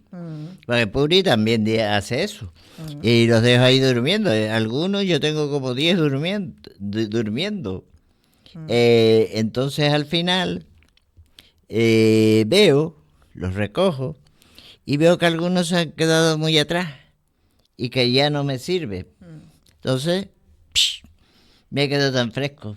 ¿Por qué? Porque, vamos a ver, la poesía, invitar a una persona que lea un libro tuyo, es como invitarla a tu casa.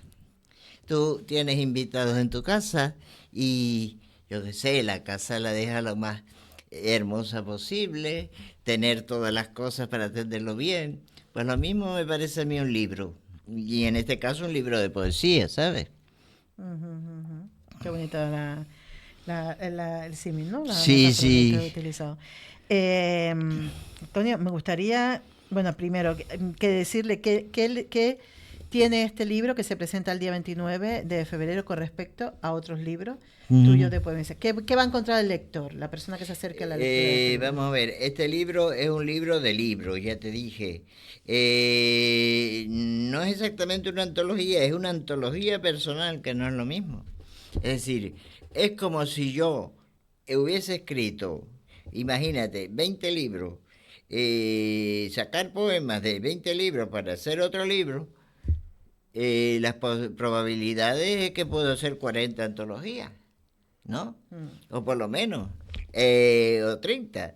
Entonces yo digo, no, esto, ¿por qué? Por eso yo puse cosas, rescaté cosas que no están publicadas. ¿Y por qué? Porque para yo mismo observar si había seguido una línea determinada, y es verdad, es que la he seguido sin dándome cuenta, porque yo siempre he sabido lo que he querido. He tenido buena gente que me ha ayudado, por ejemplo, Sánchez Robaina, Olga también, Jorge Rodríguez Padrón, después compañeros, amigos, y Domingo Acosta también hemos estado. Domingo Acosta y yo, en una época hicimos una simbiosis absoluta, porque nos dejábamos influir el uno al otro. ¿Te entiendes? Nos pasábamos versos, tú pones el mío y yo pongo el tuyo. Ahí no había pelea de ninguna clase ni de eso, o sea, simbiosis total, ¿sabes? Y eso, ¿qué más? Entonces yo lo que he hecho ¿Qué va a encontrar es un libro de libros, ¿sabes? Vale. Antes de despedirte, me gustaría que nos leyeras algún poema. Sí. Búscate alguno y léenos, mientras voy recordando la fecha. Es el día 29 de febrero en la Biblioteca Pública del Estado. Presenta este libro que les enseño hacia la luz, Antología Personal, 1980-2021. Y bueno, de Antonio Arroyo Silva, editado por Abra Cultural. Entonces, a ver que nos lea ahora algún poema para poderlo despedir y continuar con el programa, que ya nos quedan apenas 20 minutos hasta las 9:30 de la noche. Sí. Antonio, a ver. Vamos a, sobre todo, voy a centrarme, bueno, este poema realmente parece que no es un poema, pero es la entrada de un libro que se llama Sinfonía. Vale, pues entonces hice un poema en prosa. vamos para allá. Y bueno, no me invitaron. Yo sí te invité. ya lo sé. Pero no me invitaron. Causé perplejidad, aunque tampoco hubo fiesta ni enigma, tan solo un palincesto. Eso fue todo. Nada había en tal fiesta. Palincesto debajo, tras la puerta, el neófito se lo bebe impasible al flujo de la aldaba. A su hora invisible no me invitaron. En la puerta una aldaba, No me invitaron, pero entré por la hendidura, pues soy aire. El aire es la materia que repta por las grietas del lenguaje. ¿Cómo no? Por el vano de la puerta cuando el enigma apremia. Yo que busco una forma que limite al norte con el canto del jilguero, al sur con la huella perseguida, al este con la grulla de poniente, al oeste con el llanto de los náufragos. No me invitaron, pero causé perplejidad. Nada vi en la fiesta, el hallazgo fui yo para la nada. El desván estaba lleno de objetos sin consistencia ni solidez. Un edecán se levanta y se fuma en una nube de polvo. Un río que siempre lleva la misma agua, huérfano de movimiento e inercia.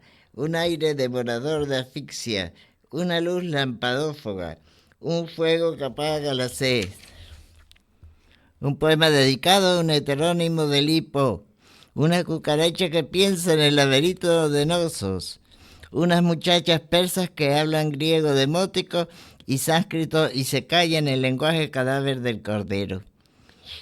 Es la fiesta del caos a la que no me invitaron los guardianes de la puerta ni los edecanes de Aldaba.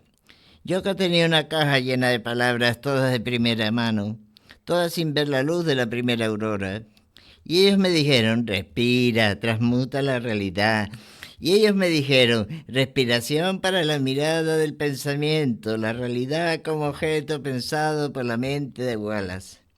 Tú que respiras la inmanencia del otro, te quedaste perplejo con mi luz de minotauro. Tú que ves la ceguera y la asfixia, cuando las palabras llegan del páramo sin tus huellas de leopardo doméstico, tú que dejaste la nave en el escollo y te fuiste en el bajel a surcar el vacío, que no es vacío sino el nombre de la nada, tú que llenas la oquedad de adorables cadáveres. Qué bonito. Pues Antonio Río Silva, mil gracias por estar aquí con tu Hacia la Luz, Antología Personal 1980-2021, que presentas el 29 de febrero en la Biblioteca Pública del Estado, que es un jueves, dentro de 2 semanas, así que mil gracias. A las 6:30, perdona que te diga. Sí, a las 6:30 y para terminar a las 8, porque junto a la presentación esta, yo también le presento un libro de Juan Calero que se titula Hominem. Porque yo le hice su prólogo. Es una traducción de un libro bilingüe al portugués. O sea que es un gran libro también. Va a ser una jornada preciosa entonces. Antonio Río Silva, compañero de Palabra y Verso y aquí de la Palabra y el Verso, mil gracias por estar con nosotros acompañándonos esta tarde. Bueno.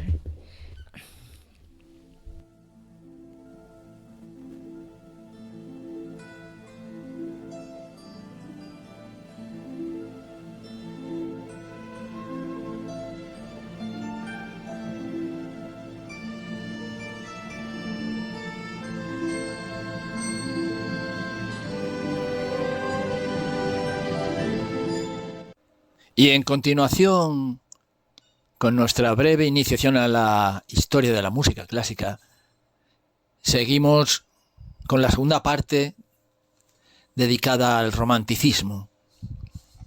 Y más en concreto a Robert Schumann, nacido en 1810 y muerto en 1856.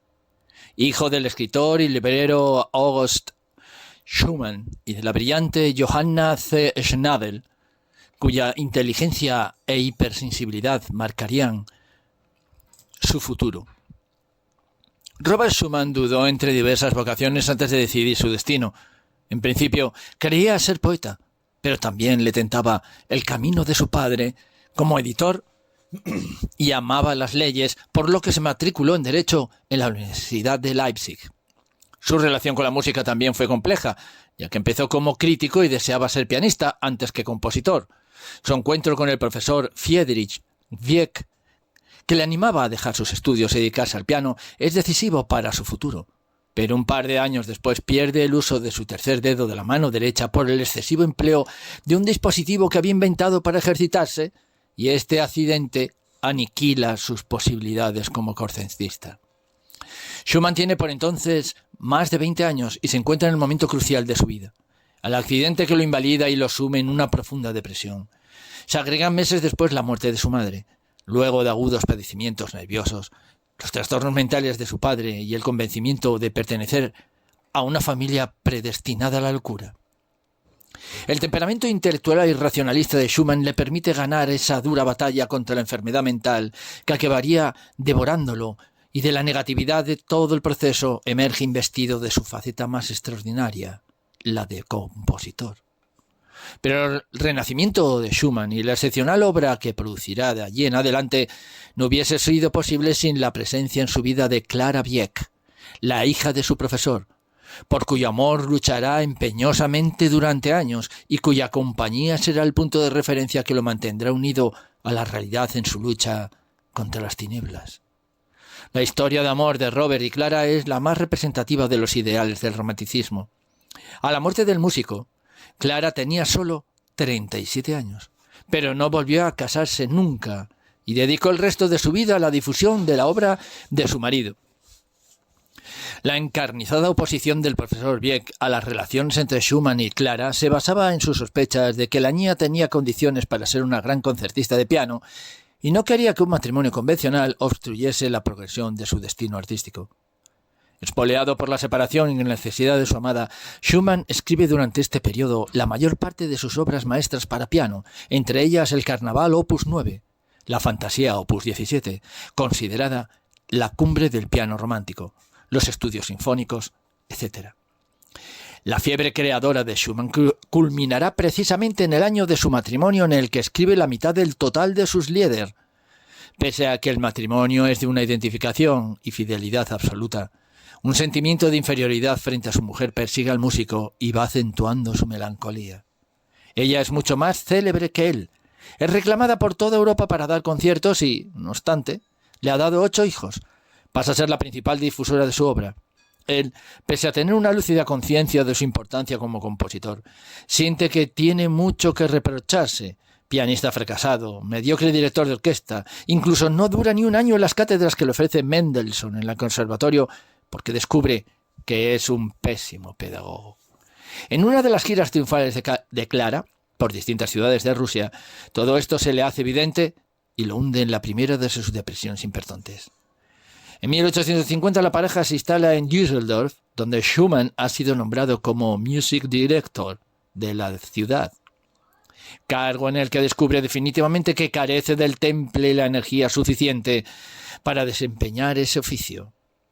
En 1853 conoce al joven Brahms, a quien en cierto sentido adoptan y que se convertirán en el amigo más leal de Clara después de su viudez.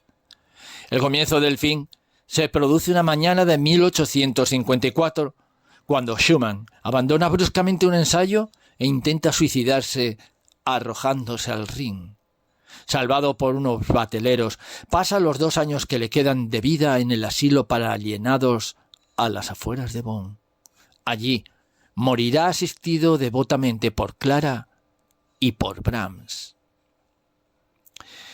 Pasamos pues al siguiente gran compositor del romanticismo, que es ni más ni menos que Franz Liszt, nacido en 1811 y muerto en 1886, considerado junto con el polaco Frédéric Chopin el mayor pianista del siglo XIX. Esta faceta ha ensombrecido injustamente el enorme volumen y la cantidad de la obra de este compositor. Semejante en esto a Paganini, con quien tanto tiene que ver el aspecto histriónico y espectacular. Ambos son, sin duda, los 2 grandes divos del romanticismo musical. La injusticia es mayor en el caso del húngaro, porque entre sus más de 700 obras, muchas merecen figurar en la primera línea de las producciones románticas. Verdad es que la exagerada vida de Liszt colaboró no poco a esta serie de equívocos, pero no es menos cierto que tras la fachada de sus obras más conocidas, las magníficas rapsodias húngaras, los majestuosos preludios, las deslumbrantes sonatas, se ocultan otras maravillas hoy poco o nada ejecutadas, como la Sinfonía Fausto, los estudios de ejecución trascendente, el poema sinfónico De la cuna a la tumba o los años de peregrinación que prefiguran el impresionismo. Niño prodigio, debuta como concertista a los 9 años. Luego de haberse familiarizado con el instrumento en las clases que le impartía su padre, buen músico aficionado e intendente de las vastas propiedades del príncipe Esterházy, Durante su pubertad reside en Viena, donde es alumno de piano de Czerny y de composición de Salieri. Pero los años decisivos para su formación son los de 1823 a 1833, entre sus 12 y 33 años, cuando se afinca en París, donde realizará numerosos viajes por Francia, Inglaterra y Suiza, pero volviendo siempre a la capital. Allí asistirá al éxito de Paganini, que lo deslumbra como virtuoso, y frecuentará el círculo de amistades de Chopin, Victor Hugo, Lamartine, Heine, Berlioz. En los salones del polaco conocerá también a Marie de Argol, escritora, mayor que él y que abandonará a su marido y a sus hijos para seguirle. Entre 1833 y 1840 vivirá con ella en Suiza y en Italia y tendrán 3 hijos, Blandine, Daniel y Cosima, que será mujer de H. von Bülow y posteriormente de Wagner. Cuando la pareja se separa, a causa de las relaciones de Liszt con la española Lola Montes, comienza la década triunfal del músico. Toda Europa lo aclama como el mayor virtuoso del piano jamás conocido, que convierte los conciertos en espectáculo, como lo había hecho ya Paganini con el violín. Viajero incansable, en esta época labrará también los cimientos de su leyenda de héroe romántico, ya que será sucesivamente panegirista del ateísmo, converso fervoroso. Llega a recibir órdenes mayores, pero no por eso deja a sus amantes ni se hace sacerdote. Consejero real en Hungría, canónigo de Albano y agente secreto de Napoleón III. Cuando accede a la cuarentena, se instala en Weimar como Kapellmeister de la corte e inicia su época de gran divulgador de la mejor música del momento y su más profundo periodo creativo como compositor. También comienza por entonces la relación amorosa y más prolongada e importante de su vida con la princesa Carolina Sayn-Wittgenstein, personaje fascinante y gran difusora de las filosofías esotéricas y la teología heterodoxa. A partir de 1870 la pareja se establece en Roma, en la Piazza di Spagna, y al poco tiempo Liszt es elegido primer presidente de la Academia de Música de Hungría, su tierra natal. Tiene algo más de 50 años y en el cuarto de siglo que le queda, aún de vida, se convertirá en una especie de embajador volante de la música más representativa del siglo, con residencias fijas en Roma, Weimar, París, Budapest y frecuentes escapadas a otra veintena de ciudades. Esta actividad frenética será la causa indirecta de su muerte, ya que coge un enfriamiento tras un viaje nocturno en ferrocarril, muriendo una semana más tarde, poco antes de cumplir 75 años. Atacamos ya al último compositor del romanticismo tardío, que es ni más ni menos que Brahms. Nacido en Hamburgo en 1833 y muerto en Viena en 1897.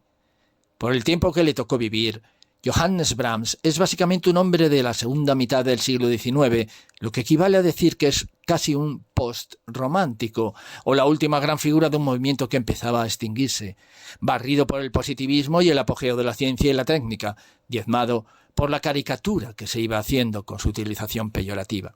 Sin embargo, nada en Brahms es decadente. Si se opone a la llamada música del porvenir, representada por Liszt y por su lleno Wagner, es menos por rechazo a la vanguardia que por la íntima convicción que tiene de ser el depositario de un legado. Transformar el romanticismo en una nueva música clásica, unas veces apagados sus últimos fulgores. En contraste con la suntuosidad de su obra, la vida de Brahms es modesta, como lo fue su carácter de alemán del norte, piadoso y honesto luterano, incómodo con los fastos de Wagner o con el exhibicionismo de Liszt, a los que reprocha tanto estas características personales como la estética musical que defienden. Hijo de un modesto contrabajista de orquestas populares, Brahms nació y se crió en una mísera casa del barrio portuario de Hamburgo, con una mediocre educación. Iniciado en la música por su padre, se ganó la protección de sus profesores, que cuando tenía 9 años descubrieron esas asombrosas condiciones para llegar a ser un gran pianista. A los 14 años da su primer concierto en público y a partir de ahí se gana la vida como puede tocando en las tabernas abundante música de cervecería que compone para sus parroquianos.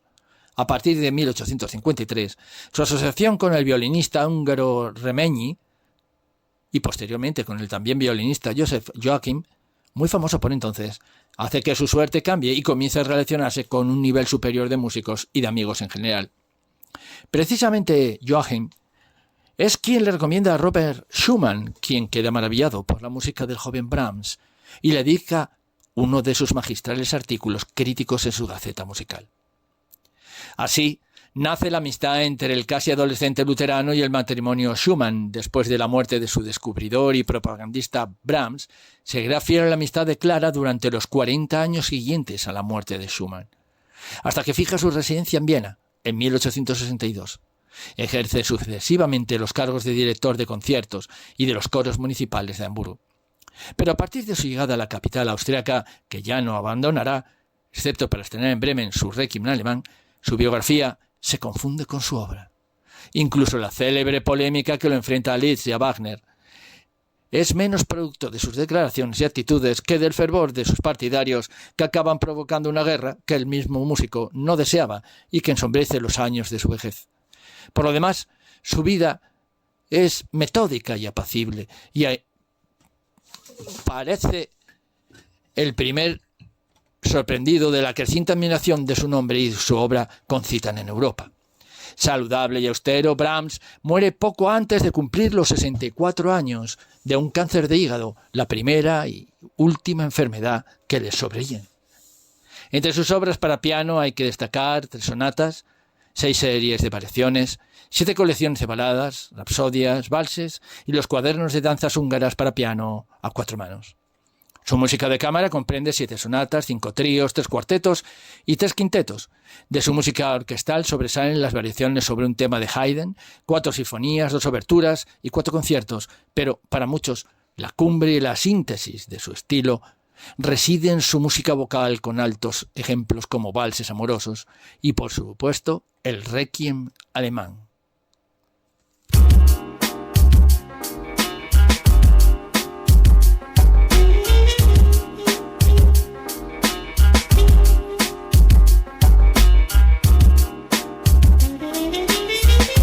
Y con esta intervención de nuestros compañeros Roberto Iglesias en su sección de Momentos Cualibetales, pues nos despedimos hasta el jueves, el primer jueves del mes de marzo, jueves 7 de marzo, aquí en Radio Galdar, de 7:30 a 9:30 de la noche. Pero antes de despedirme, me gustaría dar las gracias a todas las personas que nos han enviado mensajes a través del Facebook: a Olivia Falcón, a Asunción Marrero, a Beatriz Giovanna Ramírez, a Esther Rodríguez, por seguirnos, por escucharnos, por estar ahí pendiente de estas 2 horas de este programa de radio de La Palabra del Verso, que como saben la realiza y lo produce para todos ustedes a través de la Sonda de Radio Galdar, la Asociación de Escritoras y Escritores Palabra y Verso.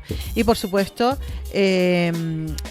a todas las personas que nos han acompañado en el programa de hoy, que la verdad que ha sido un programa diferente, pero ha sido un programa que a mí me apetecía hace mucho poder realizar, tener aquí a mis compañeras y mis compañeros de Palabra y Verso, a Loli Pérez, a Maruja Salgado, a Teresa Ojeda, a Inma Flores, que han compartido pues con nosotros sus vivencias, sus inicios en el mundo de la literatura, cómo él considera que es esto de crear, cuáles han sido un poco sus referentes también literarios. Por supuesto, a Antonio Arroyo Silva con la presentación de este libro, Hacia la Luz, que presenta el 29 de febrero en Las Palmas de Gran Canaria, y por supuesto a Roberto Iglesias en esta última parte con sus Momentos Cualibetales. Y como no, por supuesto, y para que todo esto salga a la luz y funcione, pues al compañero técnico que está al otro lado de la pecera, Gilberto Candelaria.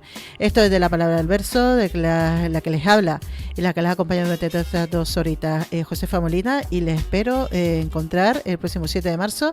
Y bueno, lean mucho. Beso.